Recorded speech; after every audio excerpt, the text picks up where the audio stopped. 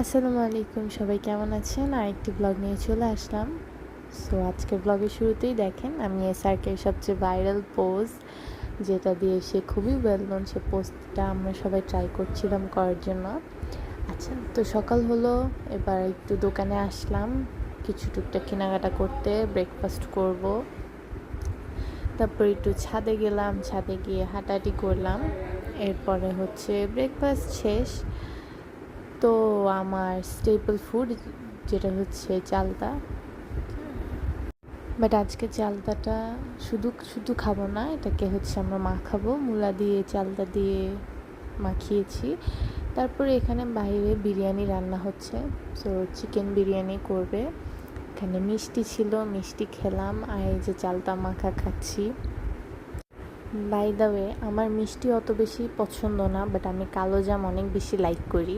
মিষ্টির মধ্যে আমি মনে হয় সব থেকে বেশি কালো জাম, আর আমাদের বাড়ির স্পেশাল একটা মিষ্টি আছে যেটা হচ্ছে সাদা মিষ্টি, যেটা একদম রসের মধ্যে থাকে। ওই মিষ্টিটা আমার সবচেয়ে ফেভারিট, সেটা এত মজা। আর ওইটা স্পেশালি আমি আমাদের বাড়িতে গেলেই বেশি খাওয়া হয়, আর বাড়িতে গেলে হাবিজাবি টুকটাক তো খেতেই থাকি। বাট আমার মিষ্টি জিনিসের থেকে টক আর ঝাল জিনিস আমি বেশি প্রেফার করি। আর এই যে দেখেন, এই যে ধনিয়া পাতা দিয়ে মজা করে চালতা দিয়ে মূলা দিয়ে মাখাচ্ছে, তারপরে খুব মজা করে সবাই নিচে বসে খেলাম। এদিক দিয়ে আমাদের বিরিয়ানি রান্না হচ্ছে। আমরা বিরিয়ানি রান্না করে ডিসাইড করলাম যে আমরা ঘরের ভিতরে খাবো না, আমরা বাহিরে পাটি বিছিয়ে সবাই ওখানে বসে খেয়েছি। তো এই যে দেখেন, বিরিয়ানি রান্না শেষ, খুবই মজা হয়েছিল, সবাই মজা করে নিচে বসে খুব এনজয় করে খেলাম। আর যেহেতু শীতকাল ছিল, গরম গরম বিরিয়ানি বাহিরে উঠানো বসে খেতে ভালোই লেগেছে। আর এই যে বেরেস্তা, আমার জন্য বেরেস্তা সবাই লুকায় রাখে, বিকজ আমি বেরেস্তা দেখলেই লুকায় লুকায় খেয়ে ফেলি।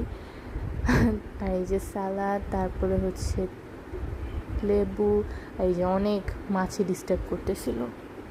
তারপর দুপুর খাবার দাবার শেষ করে সবাই শাওয়ার নিয়ে রেডি হয়ে একটু বের হলাম ছবি তোলার জন্য। আর এই যে দেখেন কি সুন্দর জায়গা, এখানে আমরা ফটোশ্যুট করেছি, ভিডিও করেছি।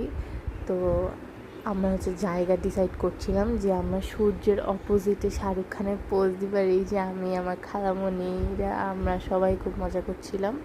তারপর সন্ধ্যায় নাস্তা, এই পিঠা দিয়ে, এই পিঠাটার নাম অ্যাকচুয়ালি আমি ভুলে গিয়েছি, এটা দিয়ে নারকেল দিয়ে তারপরে গুড় দিয়ে অনেক মজা লাগে এটার কম্বিনেশনটা, এটা ঝাল করেও বানানো যায়।